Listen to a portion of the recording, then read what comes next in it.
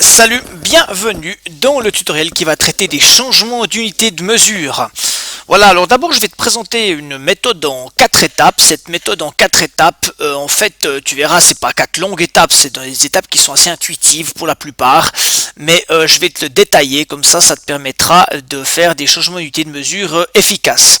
A noter que dans cette vidéo, je vais pas utiliser de tableau. Souvent tu vas voir, pour changer des unités de mesure, on te suggère d'utiliser un tableau. On te suggère également dans ton aide-mémoire, mais en fait un tableau tu l'auras pas, tu l'as jamais avec toi. Et puis souvent en fait dans la vie courante on est amené à faire des changements d'unité de mesure, on doit savoir les faire et on peut pas toujours sortir un tableau.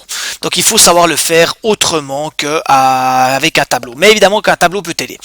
Voilà, la première chose que je te propose, ce sera de repérer les deux unités en question, celle de départ, puis celle dans laquelle tu dois la transformer. Ensuite, tu vas devoir déterminer si tu dois diviser ou multiplier le nombre. Tu verras, c'est une division et multiplication. Ensuite, ce sera le nombre de sauts qu'il faudra faire. Et puis, après, en fonction de l'unité en question, on multipliera et on divisera le nombre par une puissance de 10 adéquate. Alors comme ça paraît un peu abstrait, mais tu vas voir, c'est beaucoup plus clair quand on traite des exemples. Au préalable, il est vraiment important que tu connaisses les symboles des préfixes des unités. Ici, les symboles sont les suivants: K, H, D, A.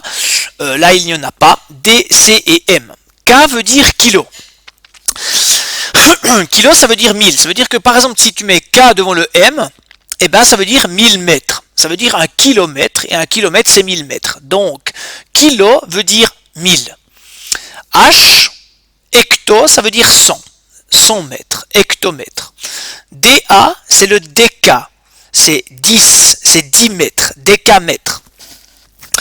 Ici, on a le mètre. Alors, évidemment, on pourrait y rajouter ici 1, et puis on pourrait ici y mettre qu'il n'y a pas d'unité de préfixe. Bon. Ici, c'est le déci. Déci, 0,1. Décimètre. Centi, 0,01 centimètre. Le millimètre, 0,001. 1000 fois moins. Plusieurs unités, elles sont concernées par ce tableau d'unités. Ici, tu as des mètres, mais les unités de masse marchent très bien. Les grammes. Les unités de longueur, on le voit, les mètres. Les unités de capacité, les litres. On peut avoir des kilolitres, des hectolitres, etc. Il y a aussi l'unité de mémoire informatique, les octets. KO, que tu as déjà peut-être entendu, 1000 octets. Voilà. Et puis, il y en a bien d'autres. Elles sont toutes possibles sous cette forme-là. Donc, à toi de repérer, mais tu dois absolument maîtriser ces préfixes. Et la série ici, évidemment, tu vas la connaître par cœur. Voilà. Alors, ensuite, on va s'occuper d'un exemple, et puis je te suggère de prendre ces 4 étapes avec un exemple. Donc on imagine qu'on a 0,035 mm2 qu'on veut transformer en mètres carrés. Alors déjà, la première chose, on se pose la question, les mètres carrés, ils sont plus grands que les millimètres carrés. S'ils sont plus grands, le nombre qu'il y a ici est plus petit. Le nombre que l'on doit trouver est donc plus petit. On va donc devoir diviser 0,035. Tu vois que ces deux premières étapes, elles ne sont pas compliquées. Donc le mètre carré est plus grand que le millimètre carré. Et puis, donc, s'il est plus grand, ce nombre-là sera plus petit. Il faudra diviser. Entre les millimètres, mm, et les mètres, m, il y a 3 sauts à faire. De m à millimètre, ou surtout de millimètre à mètre, il y a 1, 2, 3 sauts. Il y a 3 sauts à faire. Donc, qu'est-ce que ça veut dire? Ça veut dire que les unités qu'on a actuellement, ce sont des unités de surface. C'est des millimètres carrés, des mètres carrés. Chaque saut impliquera donc une division par 100. Parce que 1 centimètre carré, c'est 100 millimètres carrés. Donc, il y a à chaque fois une division ici à faire par 100. Et il y a donc 3 sauts qui divisent chaque fois par 100. On va donc diviser par 100 3 fois de suite. Alors on prend le 0,035, on divise par 100, on redivise le résultat par 100, on redivise le résultat par 100 et on obtient 0,035 mètres carrés. Ici, tu as un autre exemple. Alors, je t'invite, je vais pas te refaire tout le détail dans la vidéo, mais tu peux l'analyser en mettant pause. À noter que le centimètre cube, il est plus petit.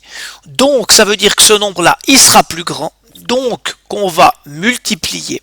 Chaque saut est multiplié par 1000 parce qu'on a affaire à des unités de volume et que un centimètre cube est 1000 fois plus petit qu'un décimètre cube.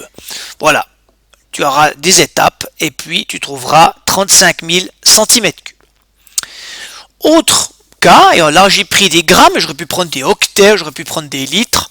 Donc si tu as des kilogrammes et des centigrammes, ici les centigrammes c'est plus petit, les kilogrammes, ce nombre-là devra donc être plus grand, on va donc le multiplier. De kilogramme à centigramme, il y a 1, 2, 3, 4, 5 sauts.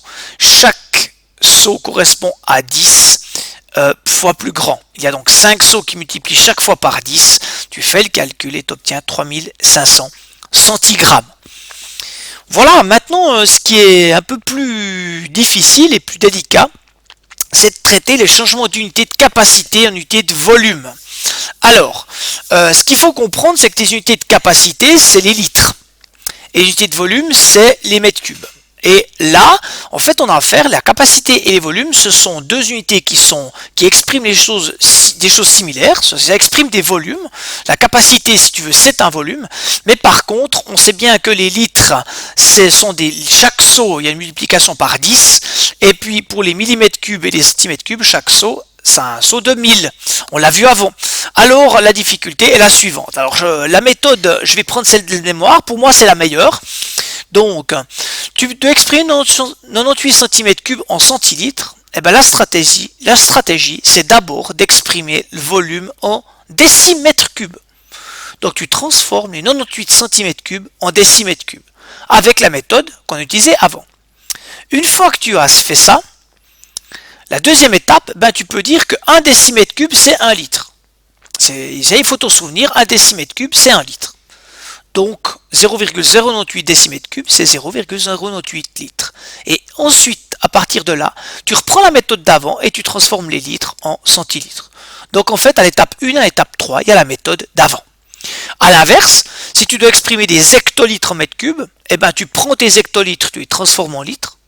Ces litres vont te donner les décimètres cubes et les décimètres cubes sont à transformer ensuite en mètres cubes avec la méthode d'avant. Donc étape 1, étape 3, c'est la méthode d'avant. Voilà.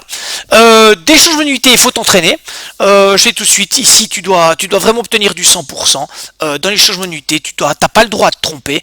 Si tu fais des erreurs à ce niveau-là, effectivement, ça va toujours tu auras toujours des soucis dans les exercices et c'est vraiment dommage parce que c'est très technique et c'est quelque chose qui est tout à fait atteignable pour tous. Mais il faut absolument s'entraîner. Ciao, ciao!